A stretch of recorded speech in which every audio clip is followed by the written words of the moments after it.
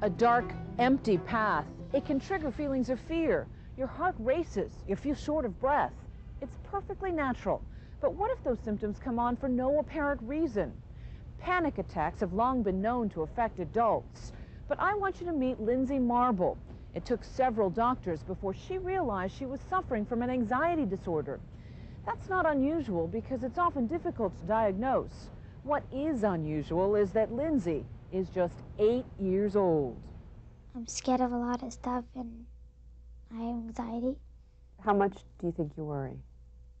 Constantly, so yeah, mostly like 100%. How does that make you feel? Bad, like that I'm sad at myself.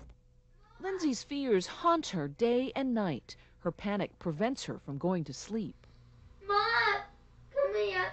She has gotten out of bed and gone into the hallway. She is pleading with her parents to come and help her. Mom, I need you. Lindsay is not just another child who doesn't want to go to bed. She has a serious anxiety disorder that has spiraled out of control. She cannot stay in bed for more than a few moments. Here, in a span of just minutes, she gets up again and again, compulsively, as many as 7 times in the same night. She is actually convinced that she's going to be hurt or abducted. I cannot go to sleep. I can't. I have to get out of bed. At just 8 years old, Lindsay is one of the youngest children in the country officially diagnosed with something called separation anxiety and panic disorder. Mommy! It's basically the feeling that you would have if you were really in intense danger. And the difference with panic is that there's really no actual threat there, but your body is reacting as if there is a threat. Donna Pincus, a therapist at the Center for Anxiety Disorders in Boston, says experts are only now realizing that anxiety disorders, including panic disorder, strike an astounding 10% of America's children under 18. And what parents may have long thought was simply difficult childhood behavior, refusing to go to bed, eating certain foods, could well be the sign of serious anxiety, like here in Lindsay's case. She actually thinks eating the popcorn could kill her. I just didn't. Okay. Relax. All right. Lindsay had her first panic attack one night last year after watching a frightening television program about a family trapped by fire. Lindsay says she literally thought she was having a heart attack. Her parents called an ambulance. With her parents present for the interview, she told us about it.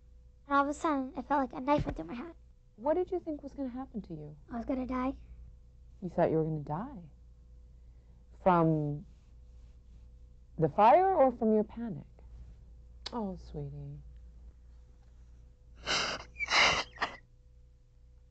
Panic attacks or other anxiety disorders can be inherited by children biologically, or they can sometimes be brought on by trauma. But according to surprising new research, they can also be literally contagious, absorbed by children simply from observing the anxious behavior of those around them. If a parent gets very, very anxious in certain situations or sees a spider and produces a lot of fear in the parent, children can learn from their parents. Lindsay is trapped by her growing fears. It's not clear what caused her panic disorder, but her world shrinks as each fear constricts her more and more. It started with going to bed, then it was eating. Now she's afraid to swim. She used to even dive underwater to pick up rings at the bottom of the pool. Now she fears she'll have a panic attack underwater. I'm afraid I just can't come up for air. I'm afraid I'm either going to drown. And from the moment the school bus drops her off down the street, Lindsay is overwhelmed by irrational fears. My house is down the street. I look and then I run really quick because I feel like something's coming at me and stuff. People are kidnapping me or killing me or I'm afraid someone's going to shoot me.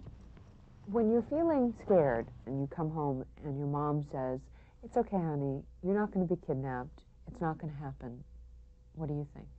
It is going to happen. We're basically prisoners in our own house. Lindsay's parents, Nancy and Mike Marble, say they too feel trapped by Lindsay's panic disorder, which is often triggered by her fears of being separated from them.